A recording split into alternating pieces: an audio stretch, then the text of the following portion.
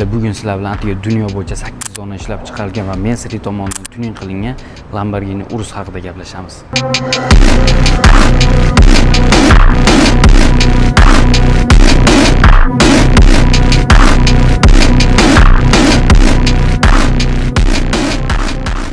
To'g'ri aytishlar mumkin. Urus Mercedes tomonidan tuning qilingan varianti ko'p, lekin bunaqasini hali ko'rmagansizlar, chunki bu kupe variant ko'rishinglar mumkin.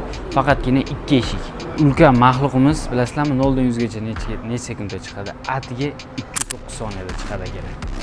Xo'p, balonga kelsak, diskalarni qaranglar, даже Mercedes logotiflari tushirilgan ko'rishinglar mumkin, lekin bu bomba qilib qo'ygan, hamma joyda Mercedes logotiflari tushirilgan. Xo'p, aytganimdek, dunyo bo'yicha atiga 8 zona ko'rishinglar mumkin. 8 zonadan birinchi mashina Mercedes logotiflari tushirilgan. Xo'p, nigohinglarni mashinaning orqasiga qaratadigan bo'lsanglar, orqasida ulkan bahaybat karbondan qilingan spoilerlar kutib oladi. Ko'pchiliginglar so'rashinglar mumkin, nechta ot kuchiga ega? Bu mashina kapotining ostida 800 dan ziyod ot kuchi yotibdi akalar.